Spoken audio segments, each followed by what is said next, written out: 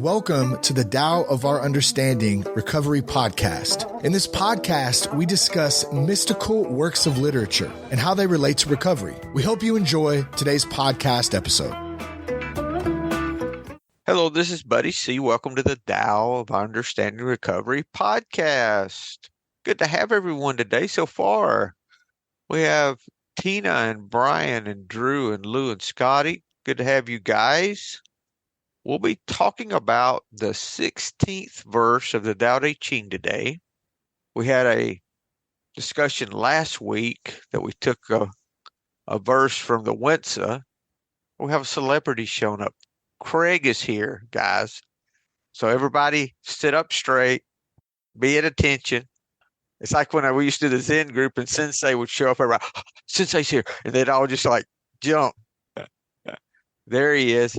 And he is so interested in participating that he is in the meeting while he's driving. Very good, Craig. Thank you so much. With a collared shirt on. Or at least he does have a shirt on, yeah. But he's so excited he had to put his seatbelt on to keep from jumping toward the camera. That's what it was, toward his phone. It's exactly what it is. It's good to see as I've got about half an hour's worth of a drive, so I thought I could listen to somebody that was more wisdomous than I am, but it's Buddy. That's hard to find. It really is, but I'm too humble to admit it. Yeah. You're heading to London? I'm heading to London on Monday, but I'm just driving to the middle of nowhere right now, so I've got a half an hour drive. So somewhere in Scotland, is that mostly Scotland, the middle of nowhere? Yes. Yeah, I'm actually going to the armpit of nowhere. All right, we'll get started, guys. Any announcements, go to buddyc.org. A lot of good stuff there. Look under resources. There's a daily devotion on the left of the site. So all that's free. And oh, by the way, I do not sell any of your emails. I'm always approached for selling emails, and I do not do any of that. So that's just for the things that we're doing. Who would like to open us up with a translation of the 16th verse? I've got Stephen Mitchell's. Okay. Empty your mind of all thoughts. Let your heart be at peace.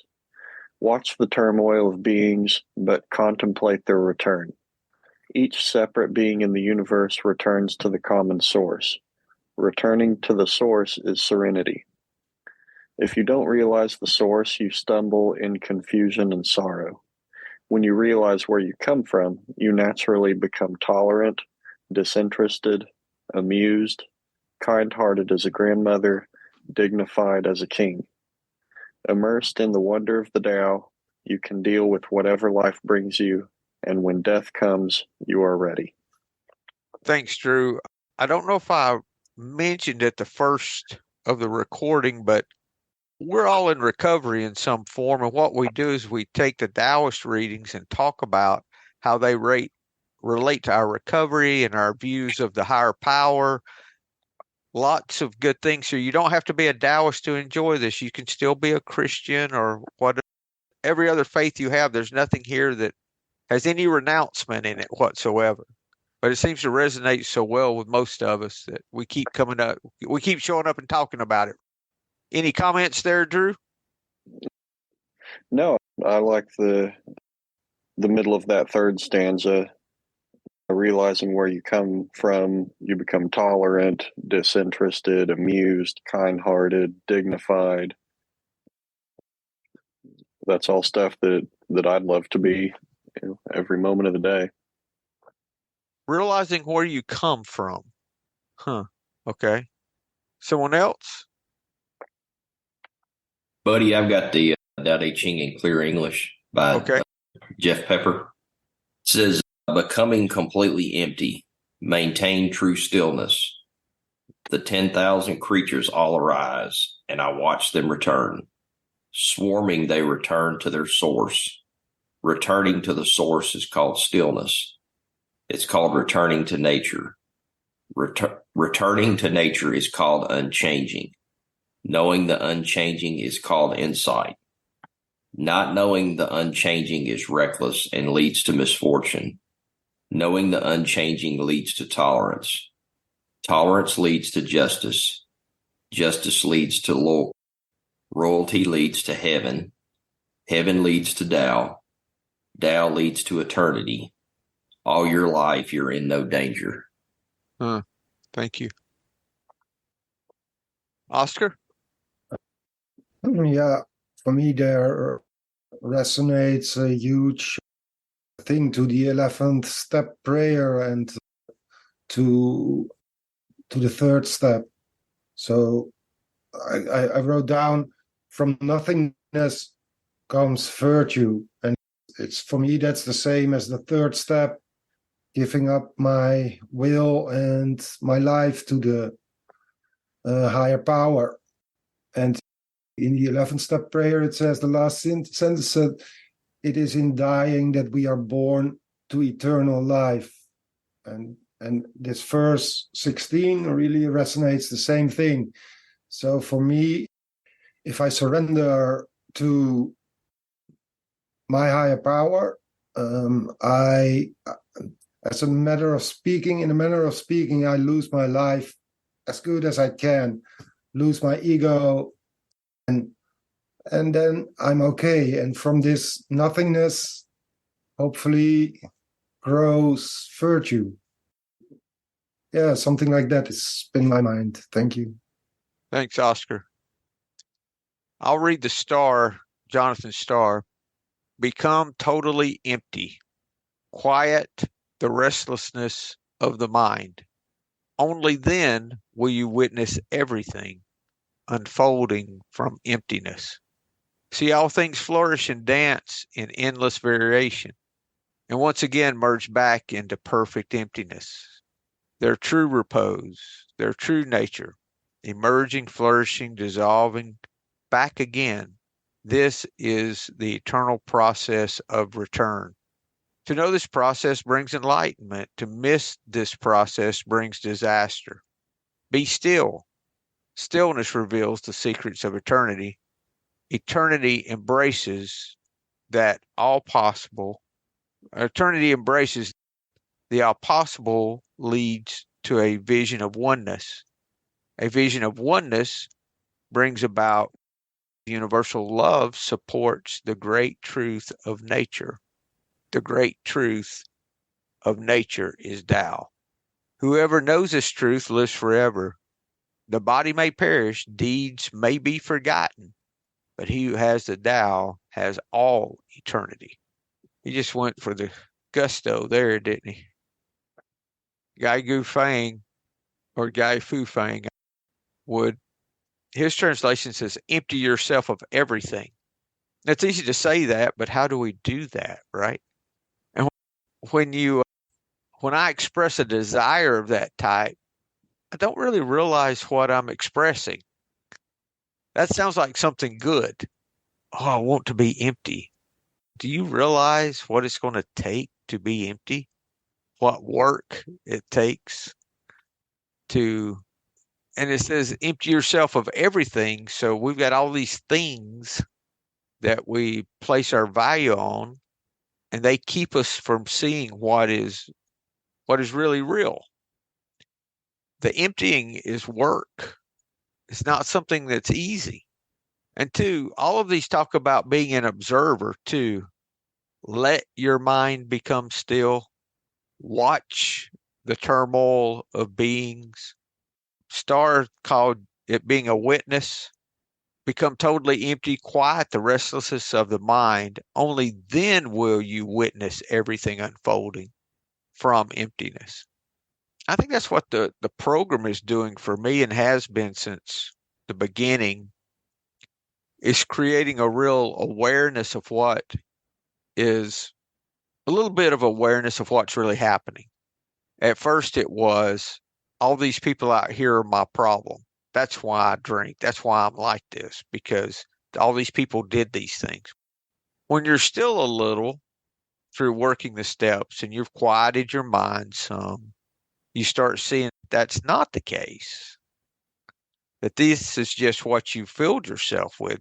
Now, as you empty yourself of those things through working the steps, the way I've done that is if I have a resentment against someone that's staying in my mind all the time that I'm fixated and focused on, if I use the tools I learned in the program to deal with resentments, we talk about them a lot. Page 552 in the big book's a good example. I can pray for the person I resent, even if I don't think it's real or will work. And we find out within a couple of weeks, we've stopped holding that thing against a person because we started even wishing well thoughts for them. Doesn't have to be something overtly spiritual. And then we feel better. So I think that's one way that I create that emptiness. And if I'm looking at something from a place of emptiness, I can be a witness and allow much more than I can otherwise. Any comments? Brian? I like the commentary of the explanations in Derek Lynn's version, and he's along the lines of everybody else, but there's a part here it says Tao cultivators accept reality as it is rather than as they wish it to be. The troubles we encounter in life and the pain associated with them are caused by the disparity between our expectations and the way things are. The more stubbornly we refuse to accept, the more we suffer. And that's me, man. That's me. And to be honest, I've got some material things that I've been trying to let go of that I haven't participated, I haven't used in a long time, but there's a bigger meaning attached to them. And I've been telling myself, this is getting really honest. I've been telling myself for months that tomorrow is going to be the day. I'm going to start making an effort to get rid of it. Tomorrow is going to be the day. And then tomorrow comes and then it turns into, I'm going to do it Sunday. I'm going to do it Sunday, or I'm going to do it after the Tao meeting. I'll be charged. My surrender will be at peak performance, and I'm going to let go. I'm going to start the process of letting go. And so it still continues. So I'm still clinging on with I've got maybe 2 fingernails dug in. So that's good. I'm where I need to be. Thanks. Thanks, Brian. Scotty? Hey, good morning, everybody. So this star translation starts with become totally empty. And the Fu Fang starts with empty yourself of everything.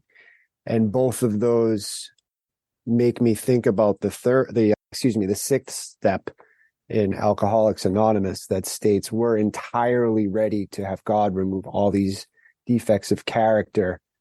For me, becoming entirely ready means to be still and allow for emptiness to take place. Typically, if I'm an overthinker, typical alcoholic, to become entirely ready for something means for me to find every variable and solve every problem that might accompany whatever it is I'm trying to do. So if I'm going to be entirely ready for God to remove defects of character, then that means becoming totally empty and waiting, not necessarily waiting, but becoming still and quiet. Those sitting under a tree, sitting in the shade, avoiding the chaos. That's where the emptiness is for me. And allowing what happens to happen. The further down in the Star translation says that stillness reveals the secrets of eternity. So if I can be still, I can allow these things to happen for me. Doesn't mean that I'm doing them. It just means that I'm ready for them to happen. And if I allow them to happen, they will happen. Getting out of the way for me. That's all I have. Happy to be here today. Thank you, sir. I was looking at the second part of the Mitchell translation, second stanza. Returning, each separate being in the universe returns to the common source. Returning to the source is serenity, not all this other stuff. So for me, that would mean that the goal of this whole, if there's a teaching here, it's how to return to the source. Because what we're looking for is at the source. We might think it's all these other things and the stuff we're being filled with and all of that, but returning to the source is serenity, which I believe I could speak for everyone in saying that what I'm looking for is serenity. And I have that by returning to the source, not by all these other things that I think may bring peace and serenity into my life. And it goes on and says that if we don't realize the source, we stumble in confusion and sorrow. So we get confused as to what the source is. I read that, I automatically think source being the higher power, those things. My actions sometimes tell a different story, because whatever I'm seeking to bring me peace and joy is my source at that moment, right? Or am I overreading there? Because if I think something's going to make me happy, that's what this is saying, that, hey, none of this stuff is going to work. Drew? Yeah, just on that, realizing the source, I took that two ways as well, like you. One, the source, the higher power, the Tao, the source of everything, but also in the more immediate, what is the source of what I'm looking for? Is the source insecurity? Is the source fear? If I don't realize that fear is driving what I'm doing right now, if I don't realize that insecurity is driving the thought patterns that I'm getting caught up in, or what I'm wanting in my life or wanting to get rid of in my life, if I'm just focusing on those things that I want to keep or things that I want to get rid of, rather than finding the source of why I can't accept what's going on in my life, then that's what gets me caught in the negative thought loops. That's what gets me away from reality and the people I'm with and the nice day. Not focusing on those things, but focusing on all the stuff in my mind, realizing the source of that, then I can actually make peace with it, accept it, get back into reality. Yeah, I saw it two ways: the source, overall arching source, and then finding the source of what's causing my current problems. And the source of your problem is a problem because that's what you're seeking. Is that part of it? Uh-huh. Yeah. Lou? To be honest, when I was thinking about empty your mind of everything, it reminded me of a Steve Martin joke. It's how do you become a multimillionaire? Step one, become a millionaire. Step two, invest wisely. Sounds good, sounds easy, but it's not so easy to do.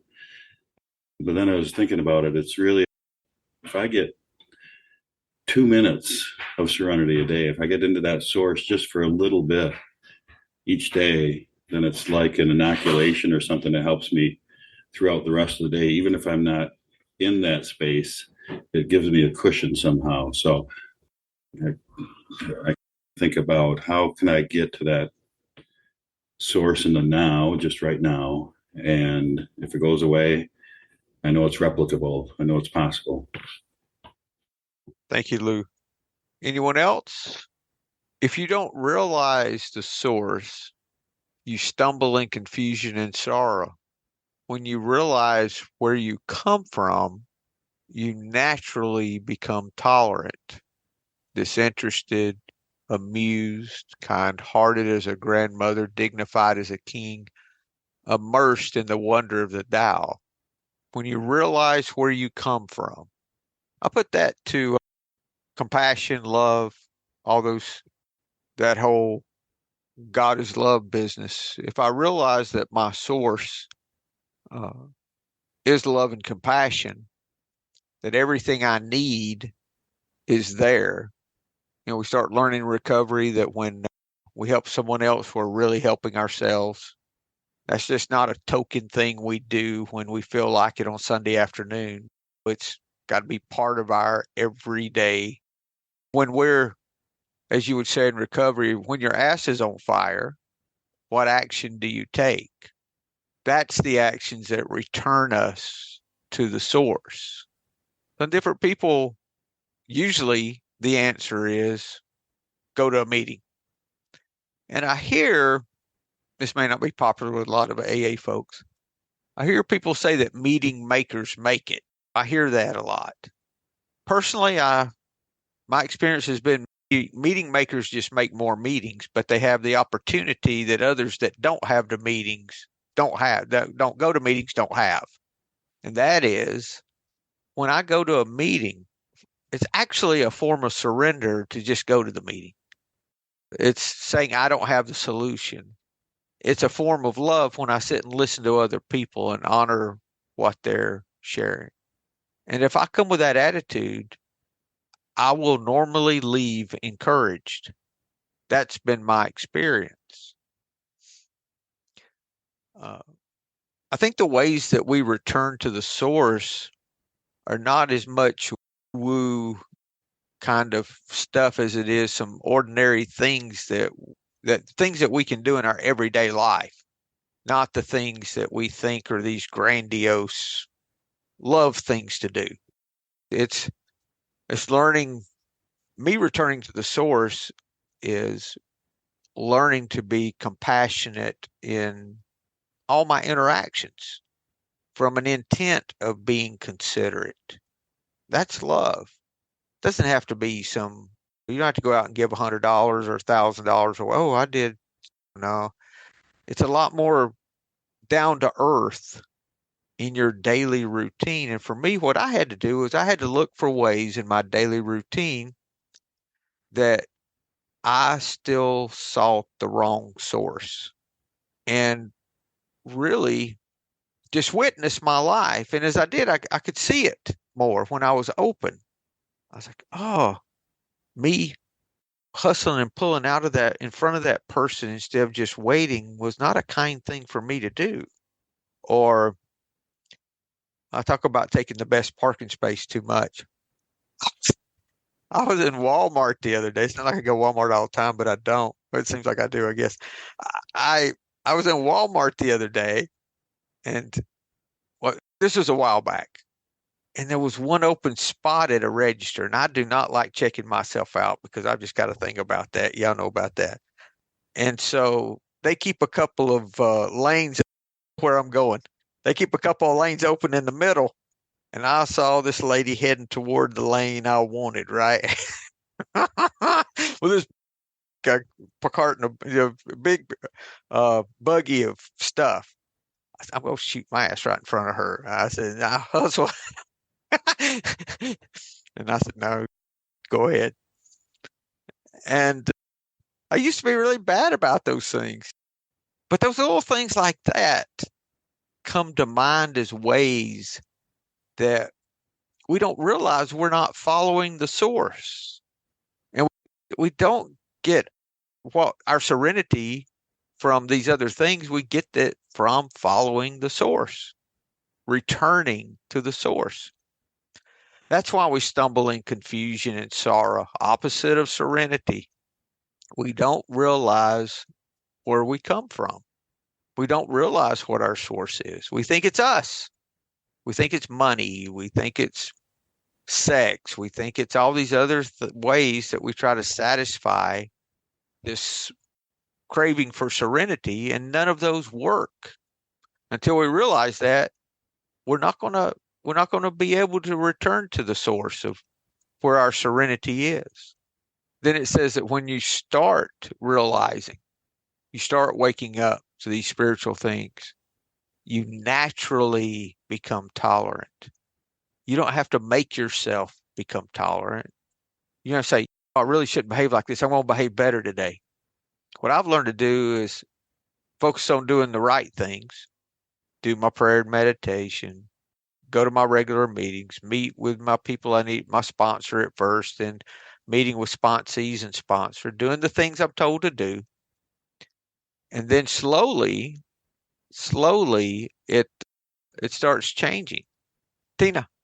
This brought up for me when you were talking about the small things and how I was traveling last week and have traveled many times sober. It's not been a problem.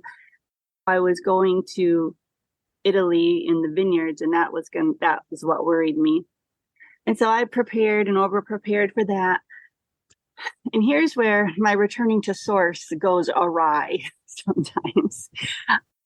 So on the way back, one of the flights, my husband was sick.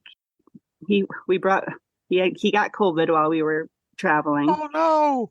Yeah, so he's over it now. He's fine, but he got COVID, and so he was crashed, and I was overtired. My seat wasn't going back. And here comes the cart of alcohol with the wine bottles like clinking and going down the aisle. And I was like, oh my gosh. He was sleeping. No one on the plane knew me. It was all free in first class. It was fine. It was encouraged. And I could not, in that moment, I was seeing, I don't know what the word for it is. It wasn't seeing red, but I just wasn't in my right mind, I felt like, because everything was so heightened. And that's when I have the problem returning to source. But that's also where I feel the benefits of the meetings and the work and working on my spiritual fitness. That's why those things are important. With that broken shoelace is what's going to get me. And if I'm not spiritually fit, however, I think had I not had this program, that would have turned disastrous, or had I not been attending my meetings and talking about my nervousness and all that. But I was preparing for different things, and it's the small things that it never used to get me that got me. I didn't drink. I came back sober, and I can only thank this program, you guys showing me how to go back to source. And even though I didn't, I could have went a lot. It could have been bad. So that is where my problem lies, is when I'm seeing red returning to source. And that's when it's so hard for me. You reminded me of, I think it's a Jewish proverb, that it's the small foxes that spoil the vine. It's the little varmints that really are the problem. And that's what you're talking about, I think. Yeah.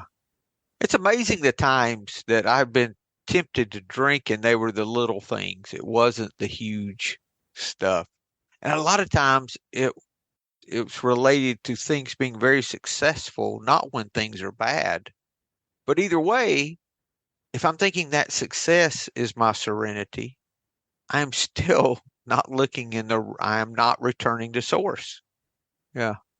If anyone has anything, raise your hand or just speak up. I'm going to keep on. You're in confusion and sorrow if you don't realize the source. When you realize where you come from, you naturally become tolerant. The steps, suddenly realize God's doing for us, or the promises, suddenly realize God's doing for us what we couldn't do for ourselves. That's the natural. Oh, I'm behaving differently and I didn't know it. After the fact, we naturally become tolerant, disinterested, amused, disinterested. Huh. I laugh at times at things I used to do thinking it was the right course of action. I said, why did I think that? Kind-hearted as a grandmother. As most of our grandmothers, some of us had mean grandmothers, but they say the good grandmothers, right? Dignified as a king, immersed in the wonder of the Tao. All of those for me, are descriptions of how this love nature starts developing in my life. I naturally become I was the most intolerant person in the world. I did not tolerate much of anything. If I didn't like it or didn't agree with it, I didn't want anything to do with it. I don't know if that describes any of y'all, but I was not very tolerant. The only reason I was ever tolerant was because I had to be. And that's really not being tolerant. Disinterested, amused, dignified. Doesn't say we floated on air and it was all some spiritual something. If this is everyday life. Brian. I was just going to say that for me growing up, I grew up with a father that was an alcoholic, and I can remember him saying, "My way's always the right way." And then on the other extreme, I went to my mother drugged me to a church that it was clear that if you're not with us, you're going to hell. And so that left me with this rigidity that I was always right. And and recoveries taught me to pause and open my freaking ears and open my heart. And so, it's good stuff. I just needed to share that. Thanks. Thanks, Brian. There's so much in what we learn, no matter what our backgrounds, that we have to just let go of and start being open-minded to a new way of thinking, and still open-minded to a new way of thinking. That doesn't change. We don't take one set of guidelines and rules to believe and change it for another set of rules to believe in that regard. This is about action, not belief. If you look at this, these are all actions. It's not that it's just practicality. You can deal with whatever life brings you, and when death comes, you are ready. Being at one with the Tao is eternal, and though the body dies, the Tao will never pass away. If you get right with the Tao, you won't be afraid to die, because you know you will. Okay, McDonald, being one with the Tao, we're no longer concerned with losing our life, because we know the Tao is constant and we're one with the Tao. That's the serenity that they were talking about the first, right? We've become that observer in our life. I have experienced this, actually, of losing the fear of death. Have you guys experienced that yet, or a part of that? I think it comes from other people I've talked to that have followed this path. And that's a two-edged sword sometimes. First, I started losing my desire to make money. I saw that as vain. What I had, I needed, my money was always there, but I didn't have that need to push. Yeah. Watch the workings of all creation, but contemplate their return to the source. Don't make all of creation return to the source. Watch it. This is McDonald. All creatures in the universe return to the point where they began. Returning to the source is tranquility, because we submit to heaven's mandate. And I have to live a surrendered life if I'm going to learn to observe and watch and be still in any way. Yeah. Tina. Don't force everyone to the Tao, but watch it. Reminds me of, we are a program of attraction. Not promotion. Yeah. That's all. Yeah. We can't, what we don't realize is whether things look like they're returning to the Tao or not. They are. They're all returning to their source. Sometimes I'm not cognizant of that. Everything is returning to its source. Yeah. And we get a really good promise out of even the first stanza. Empty your mind of all thoughts, let your heart be at peace. We can stop there. How is our mind at peace? How's our heart at peace? By emptying our mind. How do we empty our mind? For us, we work through the steps. We let go. I spend time in meditation. I learn acceptance of the moment as it is. If I accept the moment as it is right now, with no expectations, my heart's pretty much at peace. Like everything we see, it all goes back to acceptance. I don't know if we've talked about acceptance in the last couple of weeks. Acceptance is not approval. Acceptance is not giving up.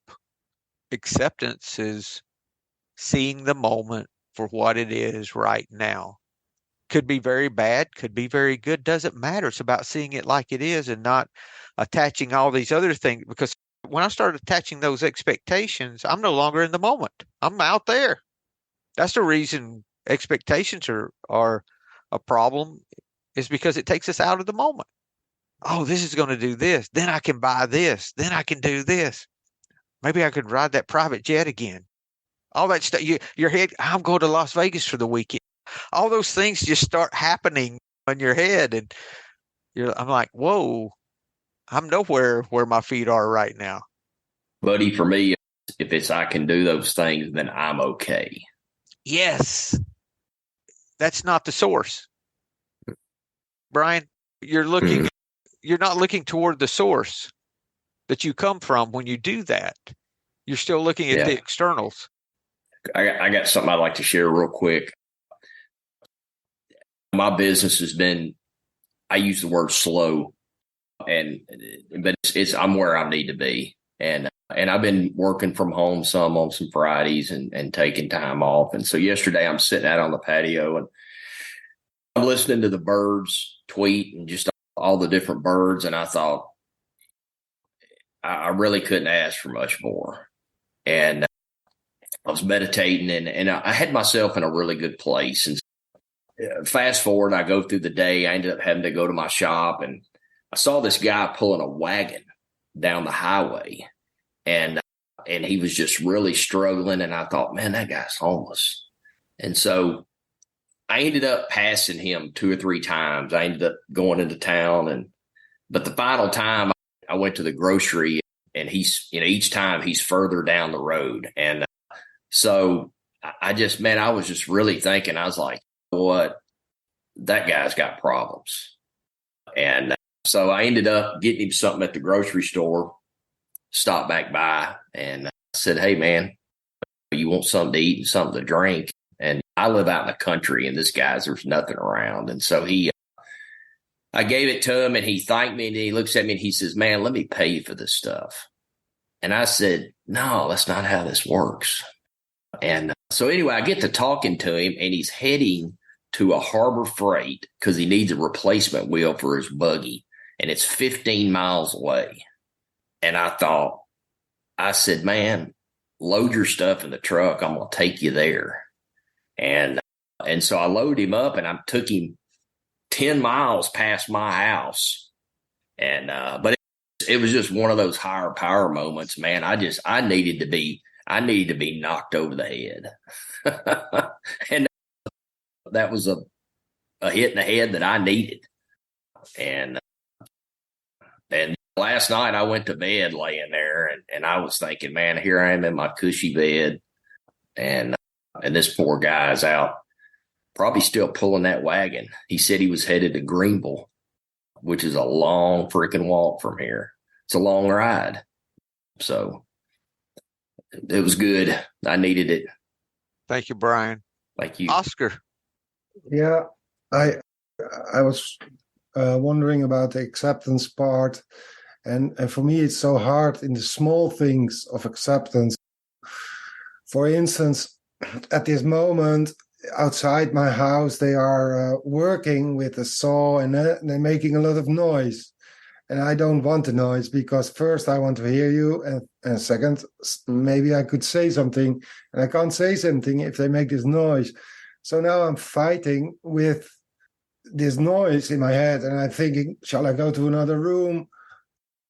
That's disturbing. And I try to get back to earth and listen to you. And then my thoughts go again. And so what I want to say is my acceptance on a level of small and daily things that are a bit in the way or look like a bit in the way, they can be made huge in my head. They're huge in the sense of it really makes me restless. So it gets me absolutely out of stillness or out of God or out of serenity. And when you look upon it from the witness point of view, it's really nothing. There's nothing happening. There's nothing. There's really nothing. So nothing's going to change whatever I do. And then second, there is also maybe, I don't know what is good for all. So how can I judge this fact that there is noise and I'm in a Zoom call at the same time? How would I judge it? Why would I judge it? Judgment, maybe even a bigger killer of tolerance than I can even imagine. When I think about tolerance, judgment is the thing. If I don't judge, I will feel tolerance to everything, and that goes together. So with acceptance and everlasting fight in my head between, oh, I know I have to accept it, but it just doesn't work.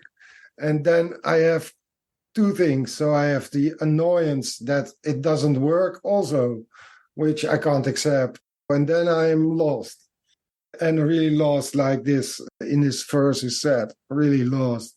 So I know, thanks to the program and thanks to Tao Te Ching, that I have to go back to silence and sit on my patio and listen to the birds. Thanks. Thanks, Oscar. Yeah, if we become that witness to our actions, we can separate ourselves a little from our behavior and see that what others are doing are not something that we should take personally.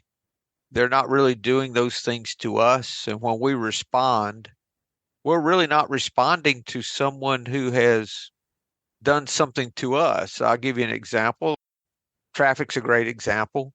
You pull out in front of the road, somebody runs up behind you. They would do the same thing to any car there, not you. They're not doing that, buddy. They're whatever car was there, they would be acting the very same way. If I'm in a restaurant and the waitress is not doing a good job, she don't do a good job at any of her tables. She's not doing that to me personally. So I can take and become that witness and that contemplate their return. They're all returning. Not just the things we like or not, everything is returning. So how can I contemplate that return? For me, if I can get some separation from that by looking at gratitude, I can use gratitude in a situation and see how that situation has worked out in the past. I love keeping separate gratitude lists for different things on my phone, so I can pull up that gratitude list at any time. I have a God moment gratitude list where things just work out unbelievably without how did this all happen for me to be right here?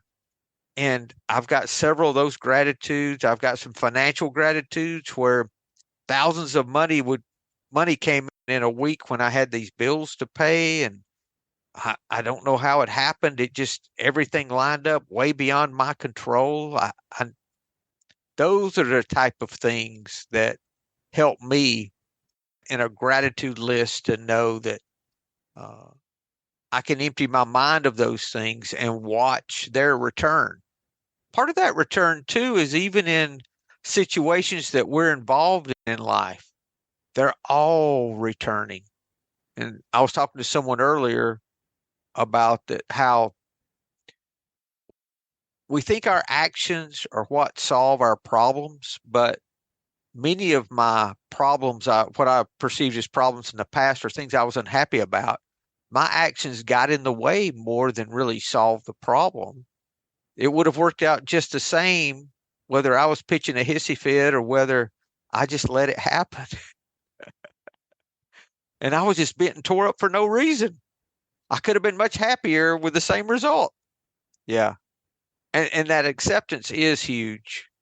And we allow our lack of acceptance, I think, to steal our joy in a lot of very little ways that we may not even realize. And I can get just a little bent on little things. And before I know it, if I'm taking on all of that, thinking that's going to make me happy, that's going to bring my peace when we see that's not the case. We're at peace when we empty ourselves of those things, get out of that fight. Two tools I use, and I use this one a good bit, the shortcut. If a situation's happened immediately I don't like Oscar, your situation with the construction work that's going on. In my mind, if I'm spiritually fit, one thing I would use in that situation would be, man, I would not stop their work even if I could. Thank you for them doing their construction right now while I'm trying to go to this meeting. But when you start doing that for a few minutes, it starts easing something in us that, and I honestly don't know how it works, but it works for me. And I always get a little more peace every time with that. Does that make sense? Then, and I got the big ones. Thank you for everything. I have no complaint whatsoever. And then I would not change blank, even if I could. Whatever it is you're having problems accepting, I would not change blank, even if I could. And a lot of times you have to start with all of those from a place of not believing it or thinking it's not true or it's not going to work. I'm wasting my time. Well, just try it. Say it anyway. Even if you don't believe it, even if you think it's bullshit, do it anyway. And they say that 2 weeks is pretty much the for sure. But I'll be honest with you, when I start doing that, even if I don't believe it, I still feel peace every time I do, just a little bit every time. And what I try to do is, if it's one of these ongoing things, every time I think about it, I'll use it. Every time I think about it, just real quick, I would not change blank even if I could. Whatever it is that's causing me angst. I think acceptance for me is really the way that I empty my mind, because I think the emptying is emptying it of all of this that we're talking about, emptying it of our fear and all this stuff that keeps us stirred up. Good discussion, guys. I hope you have a great week, and I hope to see you next week. Hello, this is Buddy C. I wanted to make you aware of several recovery-related resources that I've posted in the episode description. These resources include a list of recovery podcasts, a free sober meditation app, daily recovery email, shared Google recovery calendars. Hope you put some of these resources to use and have a great week. Thank you for listening to the Tao of Our Understanding Recovery Podcast. If you enjoyed this episode, please share it with your friends in recovery.